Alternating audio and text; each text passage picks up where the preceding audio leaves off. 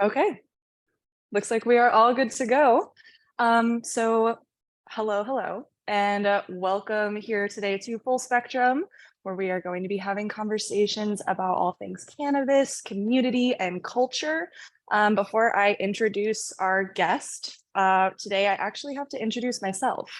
I am a brand new host to Full Spectrum. You were probably expecting to see either John or Diego if you're tuning in. But yeah, my name is Emma. I have been in the cannabis industry as a bud tender and retail manager for 2 years. I also do a lot of content creation. I come from a radio background, so I was a DJ on a Chicago freeform station for about 3 years. I love talking to people, picking some brains, and we have an amazing brain with us here today. We have Miss Danielle Simone Brand, one of the foremost authors, especially female authors, talking about cannabis and psychedelic use, especially as a woman and as a mother. So I'd love to just give you an opportunity to kind of describe to us what you do and what you're working on right now. Yeah, well, it's great to meet you, Emma, and so cool to hear about your background in radio. Actually, when you said this was your first podcast, I was like, she doesn't sound like this is her first podcast as a Yeah, I've host. definitely hosted before. I love Yeah. talking to people and learning more. So, of Yeah, so cool. Well, thanks for having me on. Like you course. said, I wrote the book Weed Mom. It came out a couple of years ago by now, and I've been talking a lot about cannabis and moms, both before and since. And so I am a cannabis journalist. I also write, about parenting. I write nonfiction pretty much exclusively. It's mostly Mhm. reported, but I also do some personal essay work. I love to write about cannabis. I love to explore the ins and outs of, moms and cannabis, and also psychedelics, like you mentioned, I also write about. Yeah, that's incredible. And I think that so much of that is needed. I think that it's very necessary. I've learned so much from other women, and I'm sure that you're teaching a lot of people things that they didn't even know. And I think it's really interesting. I was watching some of your previous interviews, and I know that you said that you only really discovered cannabis after you became a mom, that you'd like tried it before, never really engaged with it. And so I'm wondering, like, how did that become reintroduced to you as an option for wellness? Because it's an interesting timeline, so I'm curious. Yeah, I know. I tell what I call my unusual cannabis love story in the book, and how, yeah, I had tried it previously, but it didn't make a lot of sense to me. I didn't understand it. I didn't know, I didn't understand the differences in cannabis, and that why I would feel sort of relaxed or giggly or happy or sleepy, with different products, because, prior to all this education that we have, and prior to access to the legal market, I just didn't really understand it. So I was actually writing about, I was freelancing. I was breaking into the freelancing Mm, field after having been in academia and then having been a yoga and wellness teacher for a long time. And I was breaking into freelance writing, living in California, just accepting assignments that came my way, or, pitching things that even I didn't know anything about. I just wanted to be able to write a little bit. And so as I got a few assignments about cannabis, before I even cared about it, I started learning. And it's funny. I fell in love with it from this intellectual perspective first, mm, because of how interesting it is, how much it bridges these different, topics or categories in life. It's, with science and health and wellness and policy and social justice and, mhm. business, all these different, interesting parts of life. And so, and I started interviewing moms, women and moms who had truly benefited. And I thought, okay, maybe there's more to this than I realized before. I also tell the story in my book about how my husband had, for many years kind of self-medicated with cannabis without a lot of Mm, awareness, again, about cannabinoid ratios and, other tools to lean on. And so I was a little judgy about it. mhm. Yeah, that's no joke. I know I have a similar history with it. I had tried it a few times when I was younger, and I really didn't have good experiences. I was just using the wrong things. Exactly. I didn't have a lot of information. And I discovered later in my life that my dad was actually a medical patient. I had no idea whatsoever. And I also engaged with it from a very intellectual perspective. But you Mm. have such an interesting background to give that perspective new meaning. So, like, talk to me about a little bit about like the policy work that you did, because I know you also had mentioned that you were like living and working in DC, which is so cool talking about cannabis now that it's like really coming up as a possible legalization. So I'm curious to know like how that part of your life has changed the way that you view cannabis right now. Yeah, that's an interesting question. Actually, one that I haven't been asked before. So I studied international peace and conflict resolution, and then I worked at a think Yeah, tank, the U.S. Institute of Peace. so cool. And I also worked, as a research assistant, basically for professors. And so I was doing a lot of academic work that, would translate to some policy, but mainly like Mm. international policy and conflict resolution work. But, definitely being in that DC soup Yeah. um, helped me understand the process, which is Mm. extremely slow and full of, devil's compromises, for lack of a better Yeah. word. And so I mean, I have respect for you know, for the system, and I have some impatience about how much time it takes to get things done, right? Yeah. Um, Yeah. so I didn't work on cannabis legalization while I was there, but I certainly saw like that sausage making, that process of, law Yeah. and policy being very, very slowly worked out.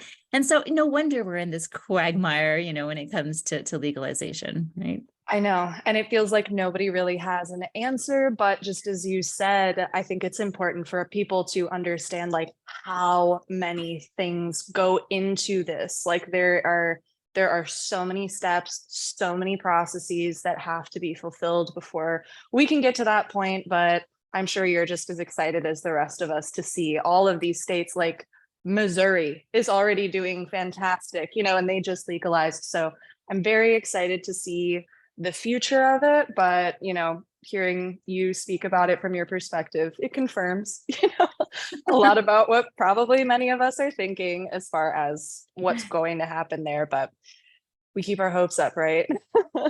um, We do. And I keep sending letters to, representatives. I keep, advocating, keep signing those petitions and, giving money to the advocacy groups in DC, because it does matter, to yeah, have a voice loudly advocating for legalization in DC, or to have several voices. It does matter.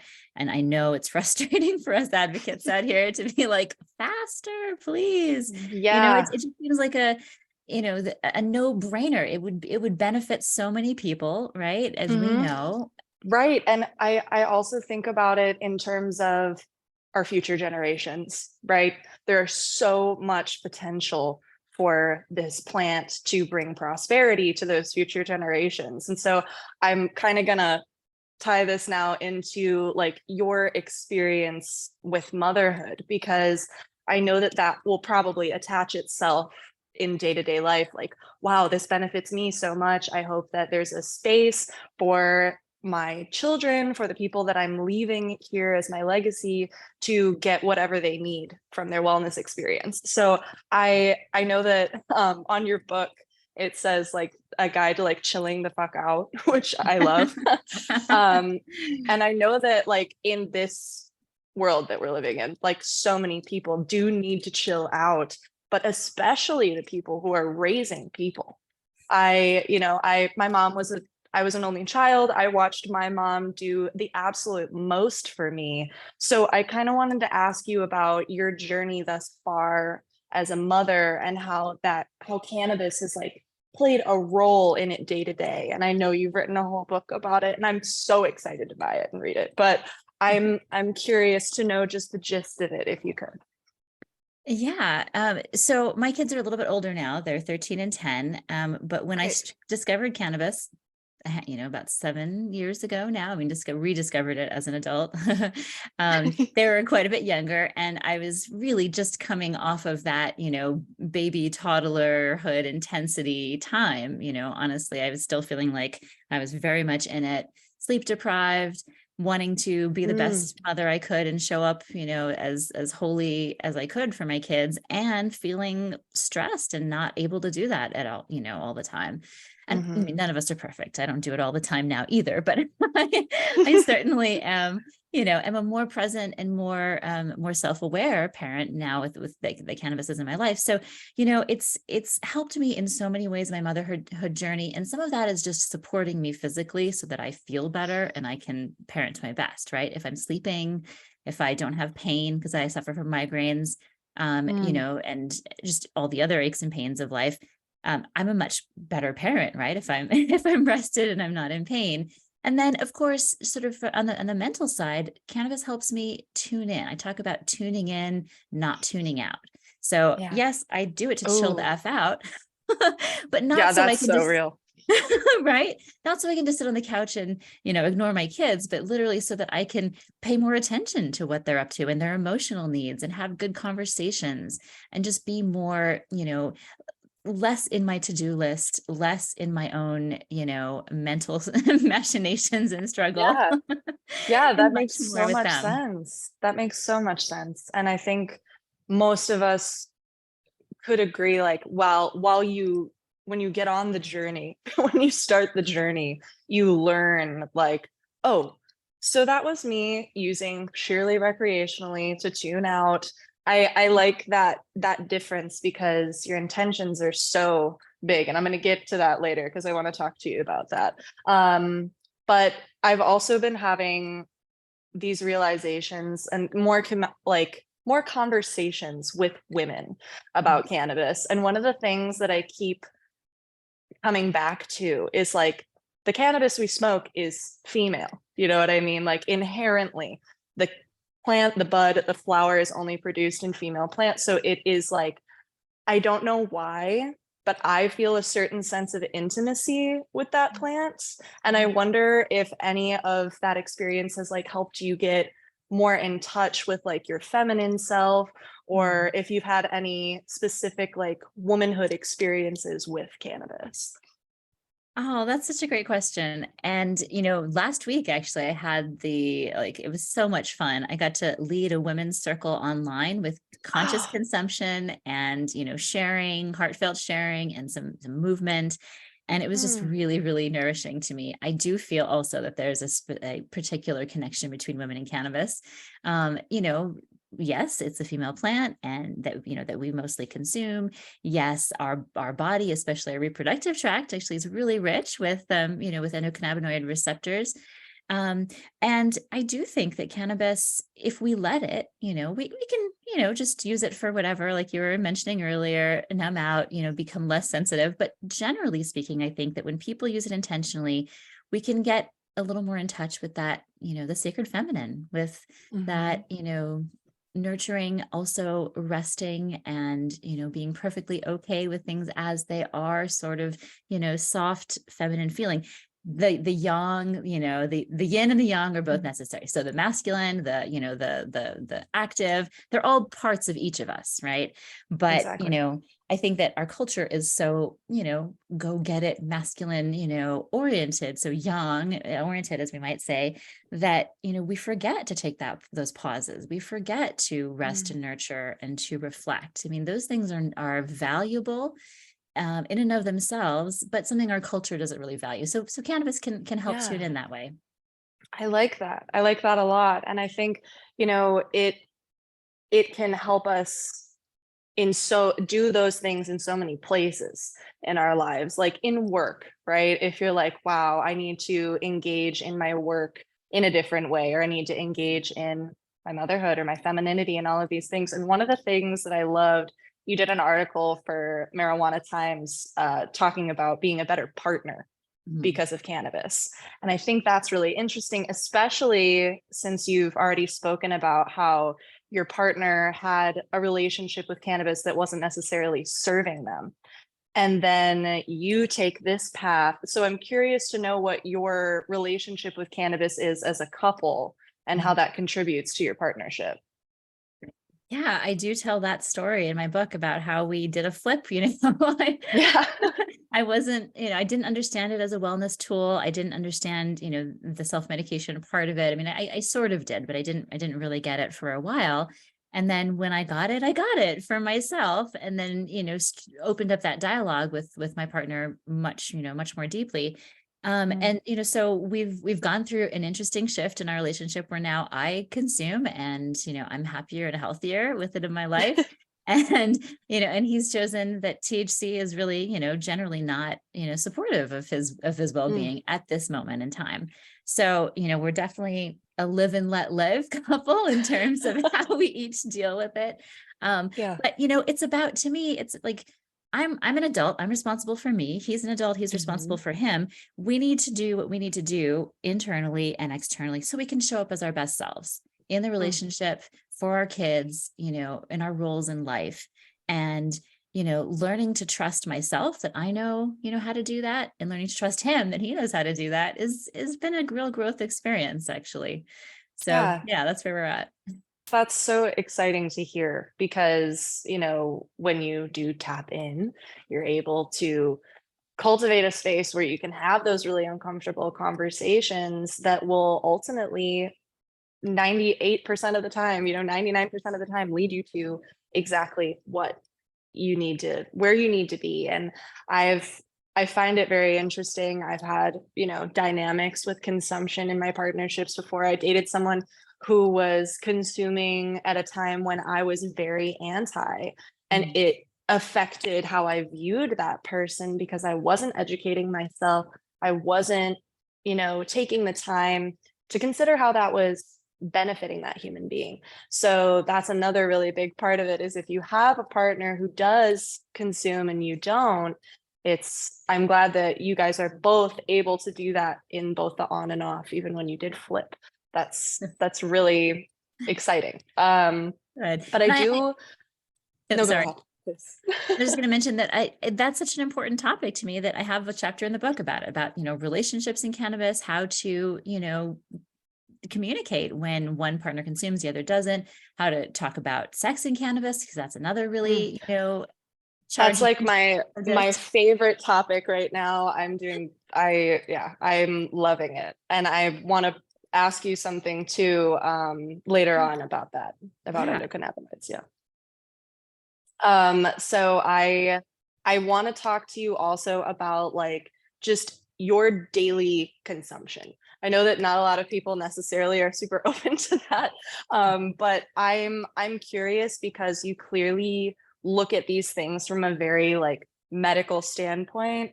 And from our conversations, I know you said that you're a flower girl, and I am too. I think a lot of us probably are, but when you when you're consuming daily, what does that look like throughout your day? Yeah. So I'll often start my day with some CBD or CBG or both. CBG, I feel like, is a multivitamin, Yes, right? yeah. And it both of those cannabinoids, CBG and CBD, just help kind of establish a baseline for me Mm. that's calmer, that's more centered, that feels more like my true self. And I really appreciate that. And then THC throughout the day, it depends on what I'm up to. So actually, right now I have these little THC/THCV mints that are Mm. microdosed. Those are really helpful for me to just like hone in, focus in on work, and really, like not like total absorption, but a sense of like, okay, the distractions can be there and I can still be centered and focused. I really like microdosing Yeah. for that. Okay. So Interesting. microdosing helps me with focus. On the weekends and in the evenings, I love to smoke THC flower. I specifically love the sativa indica dichotomy, as we all know, should fall away. But Yeah. things that strains that tend towards the more upbeat side of things. Like limonene is a particular terpene that I really enjoy. It's mood lifting, mood enhancing for me, but it's not anxiety inducing. It's calming but euphoric. Mhm. So that's something that I enjoy quite a lot. And then edibles, I will do like with a heavier dose. If it's not a microdose, we'll do more in the evenings. RSO or edibles is something that just helped me wind down, get into that, really chill state for slipping into a Mhm. deep sleep.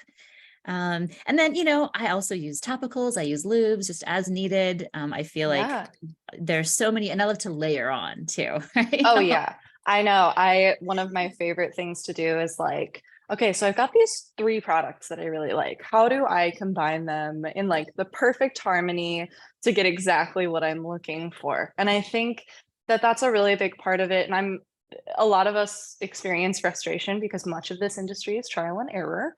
Mhm. Unfortunately, we're actually doing an interview with a doctor who's developing a system to read your endocannabinoid system, and I'm so excited. It's like my dream come true.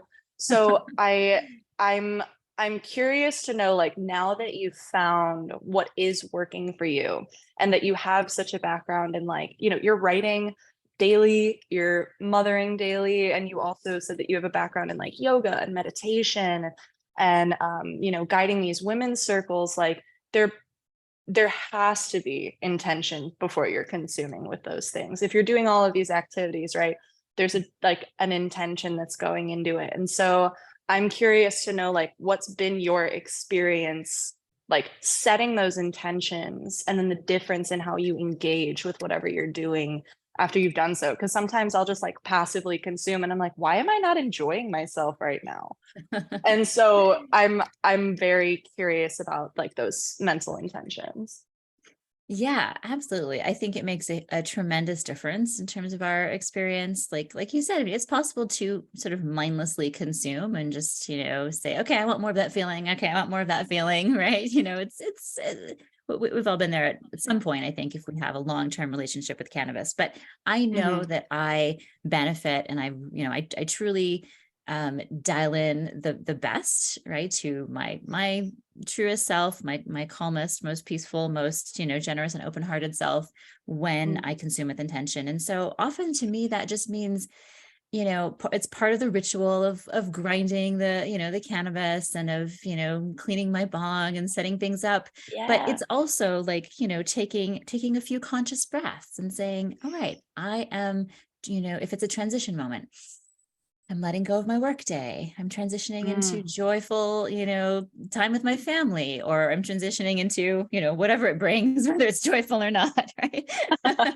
Transitioning into, making dinner, helping with Mhm. homework even. So just a way to sort of acknowledge to yourself, I am consciously consuming something to help me shift. But I'm Mm. not like just relying on that. It's not like a magic button, right? No, and I think it's really cool too because you talk about, tuning in or tuning out, and you almost have to tune in before. You have Yeah. to tune in before. And Yeah. so that's a beautiful thing because, like, like if you pair habits together, like they become one with each other. And I think that it's a really interesting way to give you access to those feelings of like, okay, yes, I am going to envision this version of myself, the best version of myself. That's what I'm channeling. And then you can do that without even having to consume if you're in a space where you can't, or, it develops that practice before you do anything. So I think that's fascinating. Yeah. Absolutely. And, yoga, meditation, these things like they feed my, cannabis feeds that practice. It's like a mutually beneficial loop, Yeah. Yeah, the same goes with yoga. It's like we can just sort of move our bodies and like be worrying and mindlessly, going on, or we can really move with intention and have it be a Yeah. more transformational experience. Right. And I'm also like, I did ballet for like 15 years of my life. I'm a very like physical person. I stretch and meditate every day, and I feel very strongly about the combination of them. And it kind of reminds me of like the entourage effect with cannabis and cannabinoids. It's like the harmony of your choices and your steps every day and those little rituals, right? Like grinding up the weed, setting your intentions while you do that, consuming. It's like all of those things work strongly together too, um, even in like behavior. So I'm going to talk about the endocannabinoid system because I want to get into breaking the stigma. And I know that you are so big on education and you're very well spoken. And I have tried, I've heard so many people explain the endocannabinoid system in so many different ways. So I'm curious to know, like, how does it make sense for you? Oh, yeah, that is a good point. People do tend to explain it differently. I know I've heard everything from like, oh, it's like, it's like an algorithm in your body to people being like, oh, well, it's designed to interact with cannabis, which it actually isn't. It's just there. It's not like a lock and key, like that, oh, this is here and it's not going to be used unless you're using cannabis. And one of the things that I want to lead in with is I've been watching this docu-series with Cara Delevingne. Hmm. She is an actress, model, activist, and also a member of the queer community.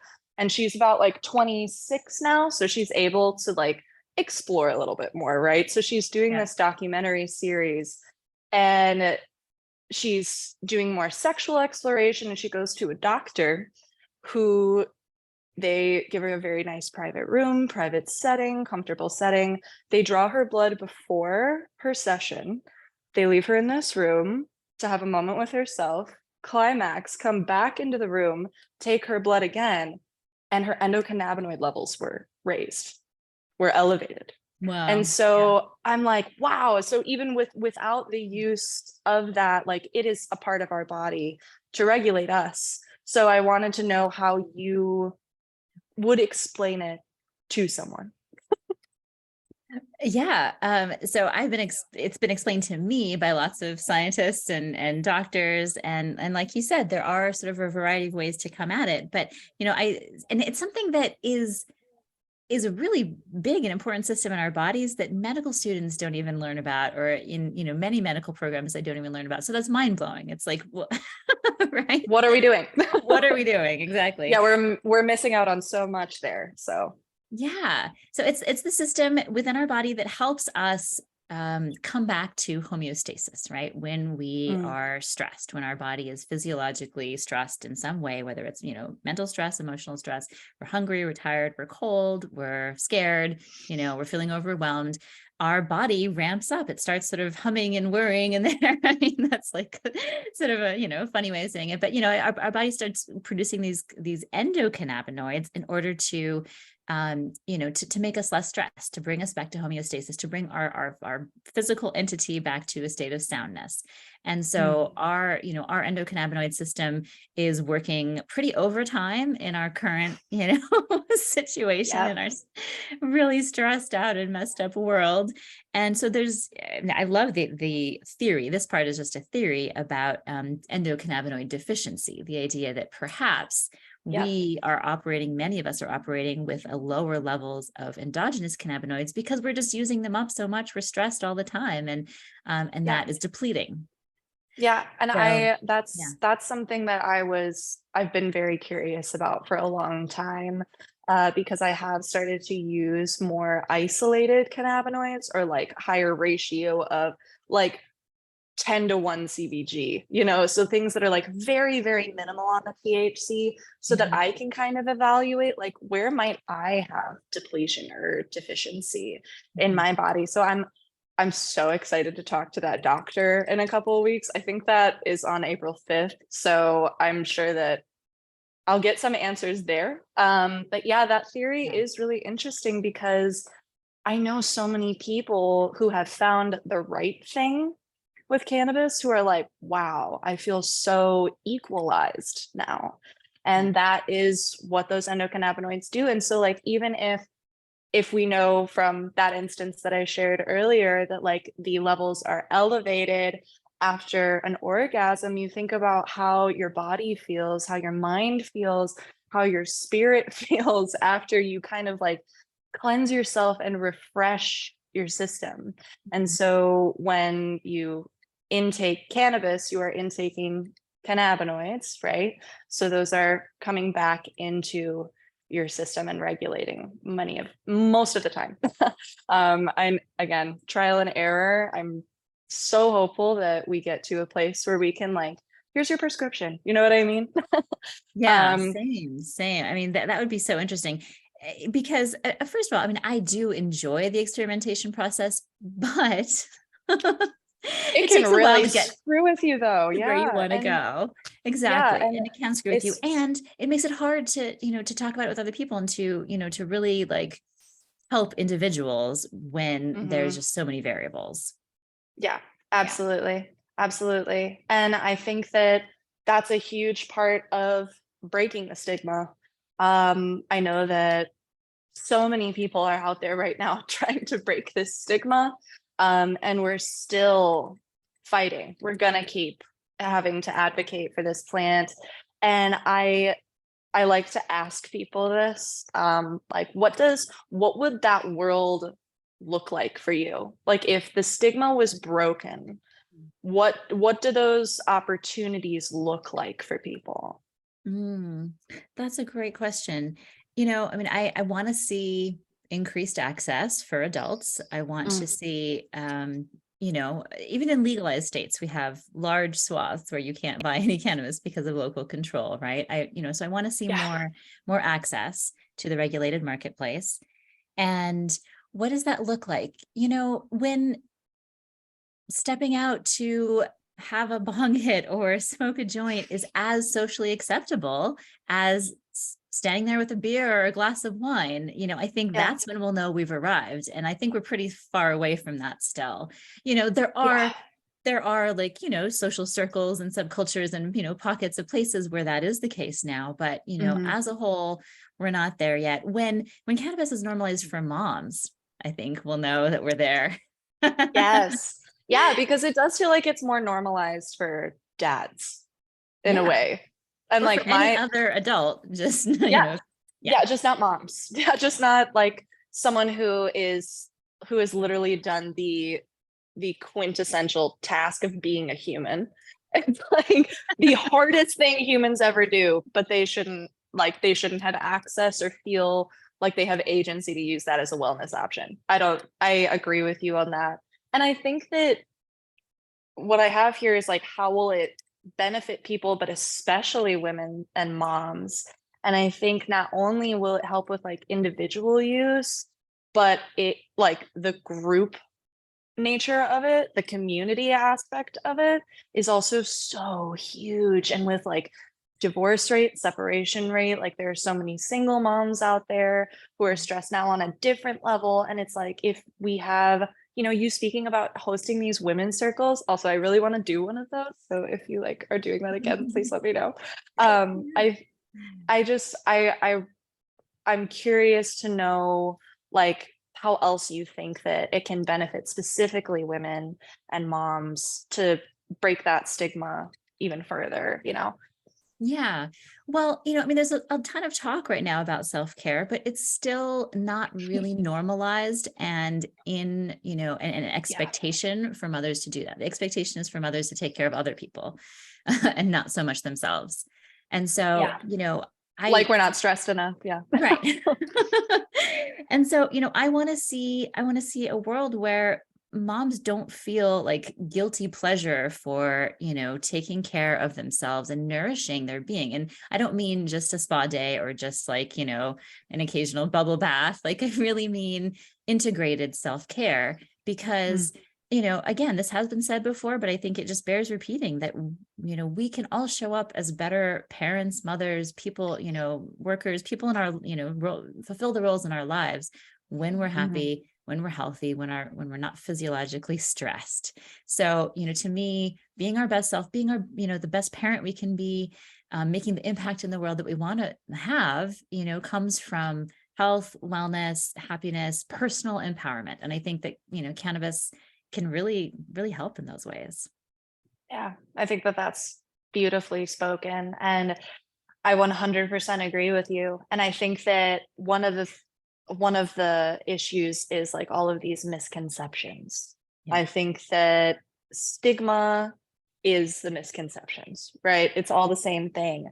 And what do you feel are some of like the biggest misconceptions that might be getting in an individual's way from approaching this as a possibility for wellness? Yeah, well, the stoner stigmas are pretty strong out there, right? And the, like this, the stereotypes. Yes. So, people believe, first of all, there's only one way to use cannabis. You just get stoned and that's it, right? I mean, Yeah. I know that you agree with me that that's a major misconception because there's so many ways to use this plant. And so, just understanding like there's a spectrum of cannabis use and a spectrum of effects. I think that's, an important thing to get across.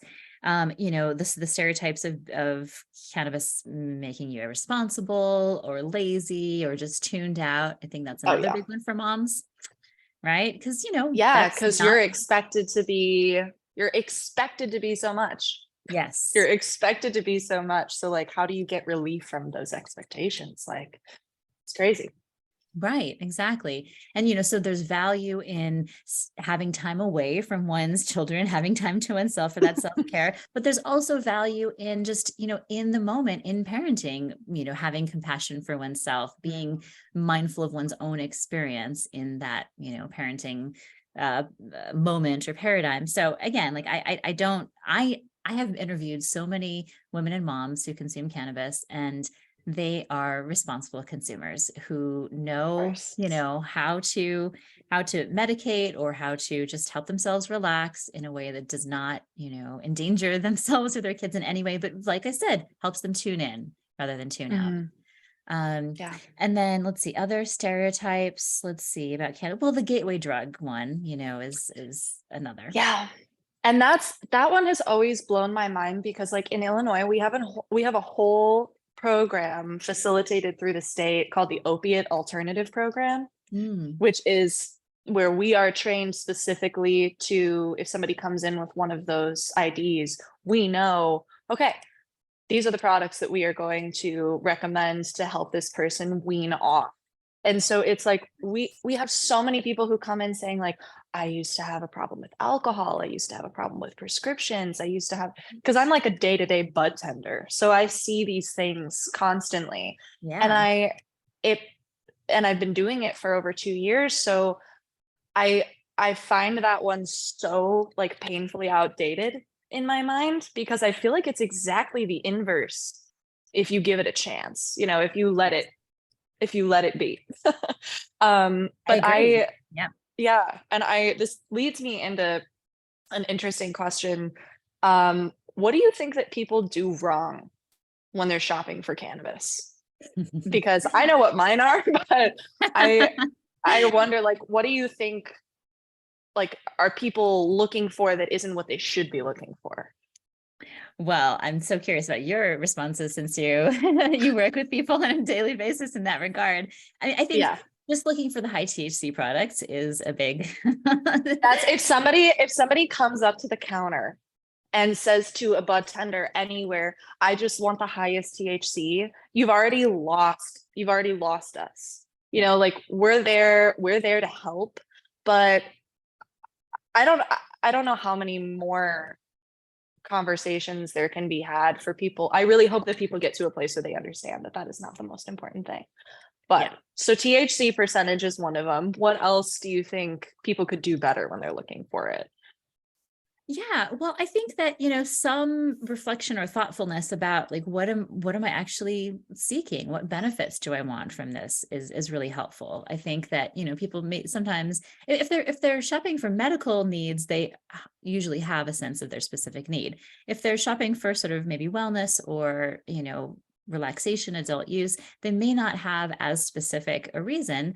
And, I don't necessarily think that we should only consume for one purpose and just get the products that are, that are only for that thing. But at the same time, having some intention around what you're looking for will help you have a good conversation with the bud tender, will help you, maybe be open to some different products that you hadn't even considered before that, could actually be more beneficial. So, I want to see people read about cannabis a little bit and, educate, read Yeah. WeedMom, read educational Yeah. articles, talk to their bud tenders and, come in and have a conversation because it's, and it's also a changing thing. Like over time, your needs for cannabinoids are going to change. And so just like constantly Right. being in conversation, constantly educating yourself, I think is important.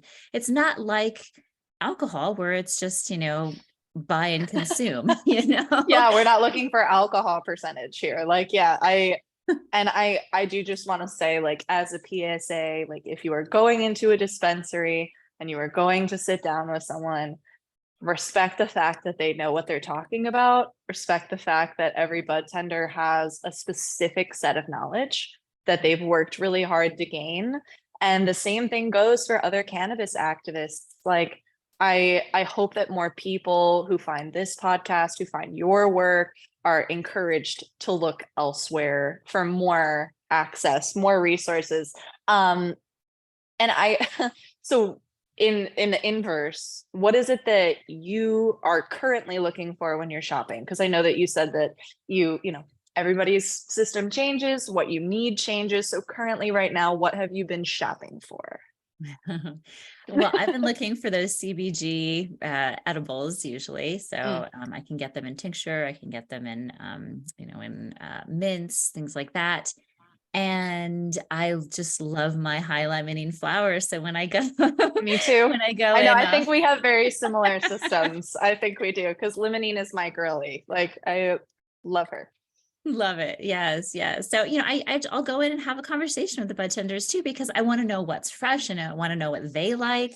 I want to know Mhm. which growers they think are doing a good job. I mean, that's the other thing I hope as the market matures and people's education, elevates, that we start making more informed decisions about what we're buying. Mhm. Like, I want to support smaller entrepreneurs. I want to support women Yes. in cannabis. I want to support, people of color and, like there's a lot of cannabis out there and I'd rather support the smaller brands than the big box. Me too. That's what I always recommend. And I Yeah. think Illinois is a very interesting market. Mhm. We've been rec legal since 2020, but we've only seen, I believe, like 5 new cultivation Oh, wow. since then.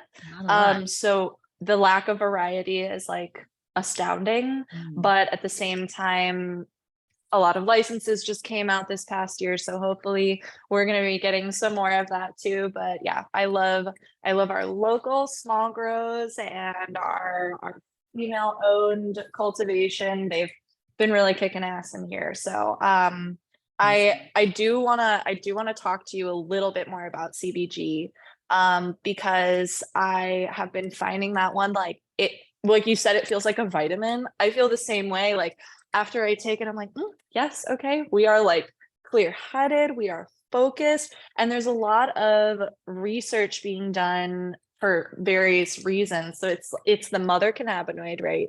It's the one that's there that turns like THC and CBG after time. It will become them. So because of that, it's also an antioxidant, which I think is one of the strangest things, because I don't think I've ever really seen that listed for any other major cannabinoid. Hmm. So that might also probably be part of why like my body feels so freaking good after I've been consuming it. Right. But I've also been seeing that it's like they are doing these tests with mice that have Huntington's disease, and it's combating Huntington's disease in these mice, and it's also aiding a lot in studies about ADHD. Hmm. So I want to ask you, like, how it's making you feel on a personal level day to day, and like why you're reaching for that one right now. Yeah, so I have not been diagnosed with ADHD, but I think that we all have some ADHD tendencies in this world, right? Yeah. The Hmm. constant notifications and bings and things that 10 billion ways people can contact you, right? Yes. It's so easy to get distracted and pulled away. So I do feel Mhm. like it helps me with focus and clarity. Yeah. And then also gut health. I have Yeah. IBS actually, and cannabis helps me, is very, very helpful in that regard. And CBG is something that I'm experimenting with more, still playing with it, still trying to find the right, ratios, the right, daily intake and all that. Mhm. But I've read some studies about digestive health and gut health and CBG, and it has good promise. So I'm really excited about exploring more. And I feel like I'm still learning about CBG, even though, Oh yeah. it's the mother cannabinoid and has been around this whole time. But I know, but like we focus so heavily on THC and CBD. And I think that people think like, oh, CBD, I don't want anything with any CBD in it. I get that comment a lot. People are like, no, I just want just THC, just THC. And I'm like, I don't know how to get it across to you that like this is going to amplify the effect that you're looking for. It is going to complement the effect that you're looking for. And another thing that I've been really interested in is CBG and CBN together. Mhm. So we have a product in Illinois where they combine the two of them with THC in an edible. And there's a version of it where there's just CBN and THC. Yeah. And there's something about like the buzz, like that nice little, because I know that CBG is also used to treat like glaucoma, Mhm. like relieve pressure behind your eyes. So it gives you like this nice, like buzzy, numb feeling right by your eyes and gives you like that nice focus, anti-anxiety right before you're about to hit the pillow. So not only can it be a way to start your day, but if you're working with other cannabinoids, it can be a really great way to end your day too. So I'm like, I think that the work that you're doing about like writing all of these things out in a very accessible way can also offer people like more options. Like they have more options than just psychoactivity, right? Mm, Yeah. absolutely. I definitely want to help people understand that, to get that across, because I don't think that the general public's awareness is very high when it comes to that. Huh? Weed pun, high, but um, I think that there's just so much more to learn about the ways that it can be utilized. That yes, don't have to involve psychoactivity, or don't have to involve getting stoned AF. Yeah, seriously. And I feel the same way about so many other products. And like you also mentioned that like you use RSO. And that's something that I'm very passionate about too. And I want to ask you again, if you could explain like the difference between like taking RSO and taking a gummy, like just a straight distillate gummy. I ask this like for dummies because I have explained it to people before too, but I love getting like another person's version of a Yeah. definition of it. So, Well, so in my personal experience, just THC or THC isolate tends to be a little more buzzy and a little less grounded, a little less like mm, like in my body in the moment. It can tend to be a little frenetic sometimes, actually. And interesting. full spectrum, full spectrum podcast, and full spectrum products like RSO, that really have like a rich, balance of cannabinoids and terpenes, and just like, really, really good pure plant materials. To me, it feels more settling, more just sort of overall nourishing, instead of like a caffeine feel that THC sometimes by itself can give me. It's a Mhm. it's a like more embodied, higher vibration. I don't know. That's the best way I can Mm, say it. I like that. I like that a lot. Yeah, I feel very similarly about those full spectrum products, and I only see those like people understanding the difference between all of these things through more education. Yeah. And I'm so excited to see where that goes. Because especially women and moms, if you don't have the access to the information, we're never going to get into a space where it's acceptable. We're never going to get into a space where people feel confident. Also, like it's one thing to be like, oh, it's acceptable, but like don't talk about it. Mhm. Mhm. And then to feel like really compelled to be like, no, I believe in this because I think so in so many ways in terms of sex and expression and even just pleasure and relief, like as women we're not we don't feel like we're allowed those things like Mm. innately. And I'm 25, I just turned 25, and I grew up in a time where like media was a part of my life from forever. And so I saw like these are the people who are allowed to feel pleasure. These are the people who are allowed to have access to relief. These are the people who are allowed to all of these things. And I feel as though moms, I have so much respect and love for my mother and what she's done for me and all of the other maternal figures in my life that I'm like, they deserve it the most. Like we've all been pushed and pushed and pushed into this corner where no one feels comfortable to do these things. So like I'm just really grateful for women like you in the industry who are like giving people these opportunities. And I kind of wanted to ask, like, what are some of the transformations that you've seen in the women that you've worked with, or even just people that you know in your life who have gained a sense of like confidence about this wellness practice? Yeah, I have heard from a lot of women since my book came out about how they've been on this journey, right? It's a journey that can last many years or even a whole lifetime. Um, Mm. I feel really, really gratified when I get those messages. It's like, I read your book and I came out as, a cannabis consumer to my family, or I finally talked to my Oh, teens about it, or, I finally don't feel as much shame. Because yeah. I want to give permission, not because like I'm your doctor or your therapist or anything like that, but I want to give people permission to, women in particular, permission to, like I said, take care of themselves, be the best version of themselves. And, it's Mm. only then, in my opinion, it's only then that we can truly shine our gifts to the world. Mm. So that's just, That's so yeah, that's how I see that it. is beautiful, and I entirely agree, and I think as I think another step too, as soon as you feel confident as a woman, like consuming and as an advocate to like make other people feel the same, encourage other people to do the same and be kind of more guides as well because it is scary. It's very, very scary.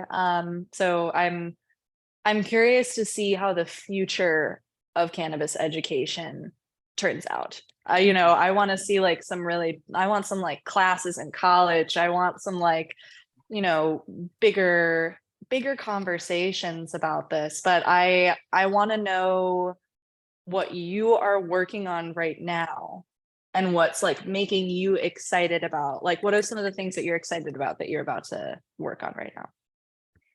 Yeah, well, there are two things actually that I'm super excited about.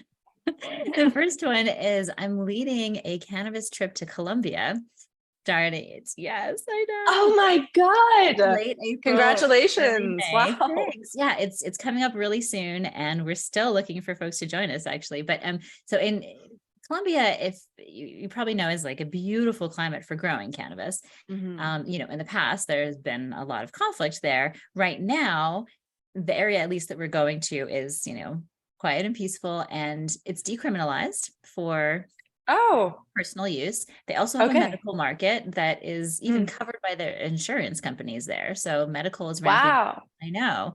And they are in Colombia ramping up production for international export for the medical market. So it's a really Mm. cool, exciting place for cannabis right now. Wow. What are we doing? Yeah. Okay. So I'm leading this tour down there. We're going to tour cannabis farms. We're going to do lots of tastings. We're going to go to a coffee farm too, do tastings there, have private Wow. yoga, gorgeous, hillside, emerald green hills. So I'm super stoked. That sounds incredible.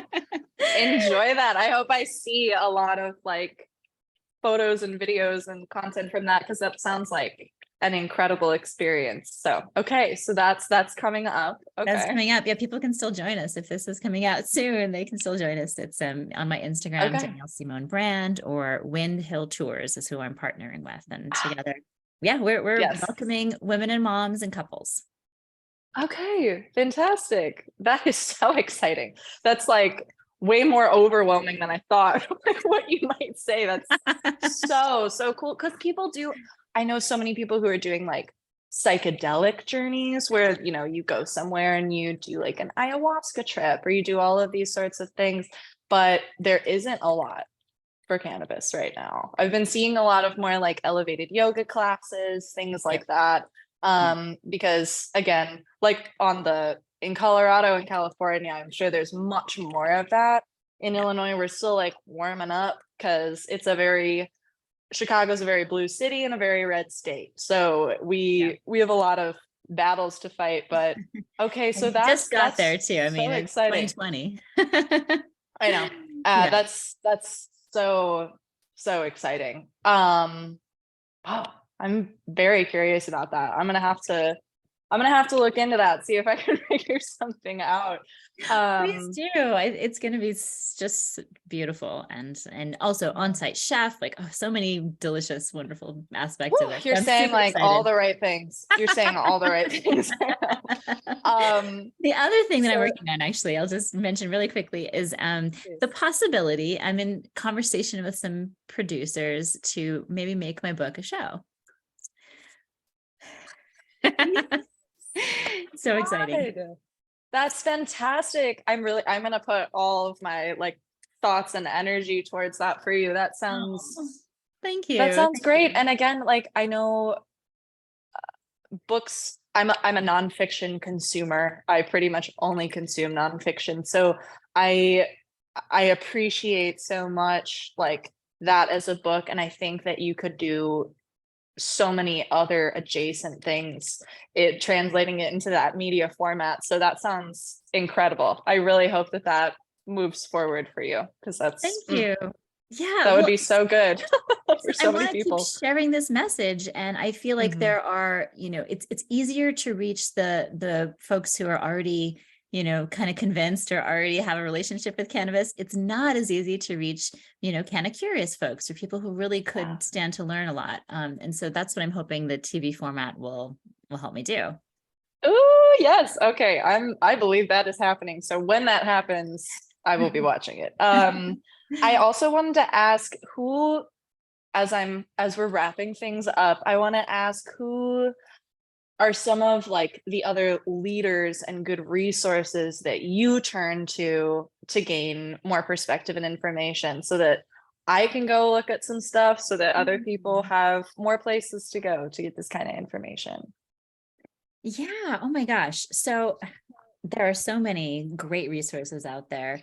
One of my favorites for educating folks about cannabis, like really in depth, is CCI, the Cannabis Coaching Institute, and it's run by Corinne Tobias and Andrea May Harg, who are both just so passionate and knowledgeable about cannabis. So that they're teaching all Mm, kinds of courses, how to be a cannabis coach, how to start your own business in cannabis, those sort of things. that's so I cool. learn a lot from them, even though, I've been in this for a while, I still learn a lot from them.